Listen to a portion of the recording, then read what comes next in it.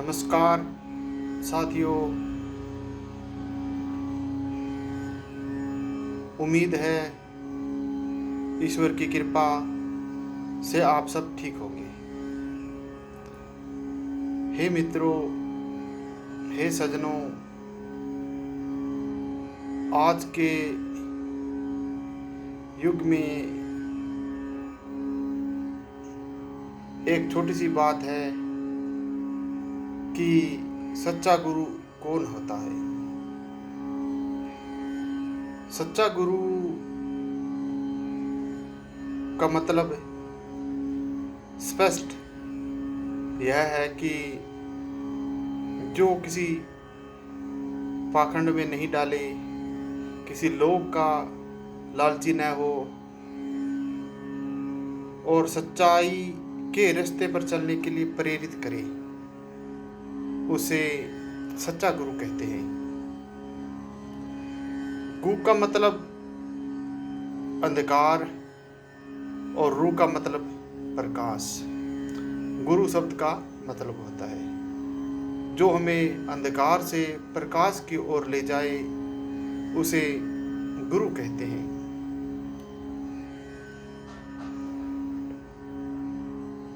सच्चा गुरु हमेशा इंसान को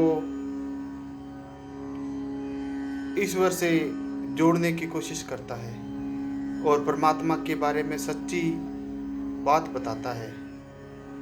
और संत महात्मा या सच्चे गुरु के अंदर इस प्रकार का एक पराक्रम होता है जो सामने वाले व्यक्ति या इर्द गिर्द के आसपास के क्षेत्र के जो व्यक्ति होते हैं उन पर उनका प्रभाव होता है। कैसे होता है? माननीय एक प्राचीन समय की इतिहास धर्म ग्रंथों में जो पढ़ने को मिला, सुनने को मिला, उसमें कबीर जी का नाम सर्वोसर्वी है। कबीर जी ने दुनियादारी के बाजार में लोगों के सामने कभी डुगडुगी बजाई नहीं, कभी भाषण नहीं दिया, लोगों की भीड़ इकट्ठा करने के लिए डुगडुगी नहीं बजाई, आवाज़ नहीं लगाई।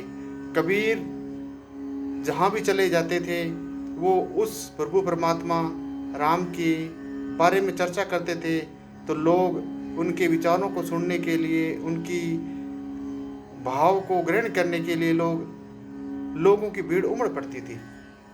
उन्हें यह बात कहने की आवश्यकता नहीं पड़ती थी, आओ हमारे पास बैठो, हमारी बात सुनो। और कबीर जी ने कभी भी किसी से भी 1 रुपया नहीं मांगा।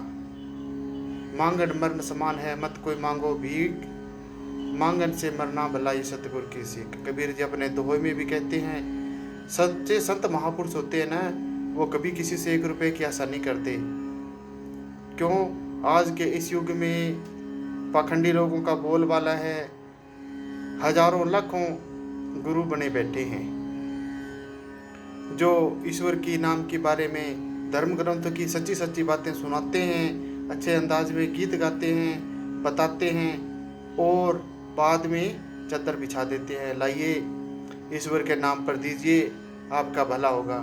हे मित्रों, जो हमसे उसकी चर्चा करके, परमात्मा की चर्चा करके हमसे पैसा मांगता है या पैसा हम उसको देते हैं, शायद हमारा भला हो ना हो, उस भाई का तो भला हो गया।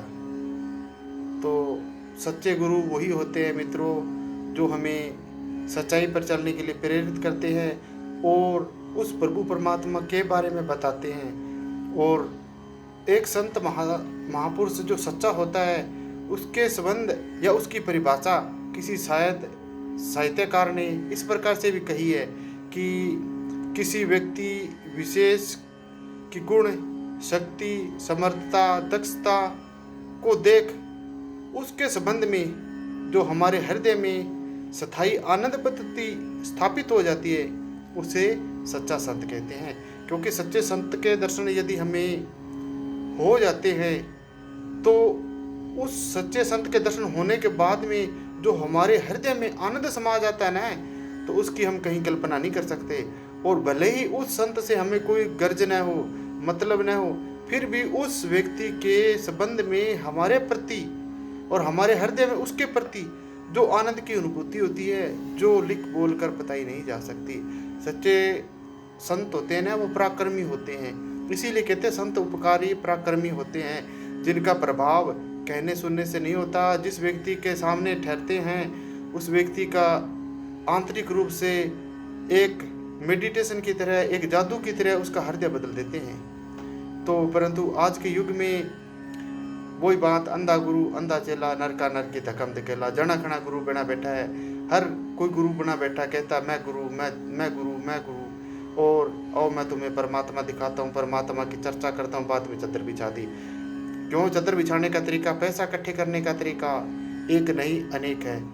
हे मित्रों, वो सच्चे गुरु नहीं है। सच्चे गुरु वो है जो हमें सच्चाई पर चलने के लिए कहे। एक बात और है मित्रों, वो ये है कि आज के इस समय में, कलयुग में, बुराई के युग में, यदि हम सच्चा संत देखना चाहें तो मित्रों उम्मीद करना व्यर्थ है।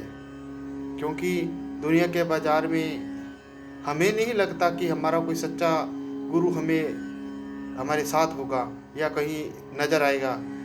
तो जो साहित्य पौराणिक, आधारिक और पौराणिक धर्म ग्रंथ है, उनमें जो सच्चे संतों की परिभाषा दी है, सच्चे संतों के आचरण दिए हैं, उनकी शिक्षा दी है, उनके खान पान, वेशभूषा, जो भी उनके बारे में कही गई बातें हैं, वो यदि हमारे जीवन में उतार ली जाए या उनकी परिपाटी का हमें अनुसरण करते हैं तो हमारा कल्याण है मित्रों। सच्ची शिक्षा हमारी को वो धर्म ग्रंथों से ही लेनी चाहिए। वो ही हमारे सच्चे गुरु आज के इस समय में हो सकते हैं, वरना हम किसी से कल्पना करें यह मिथ्या है। धन्यवाद मित्रों।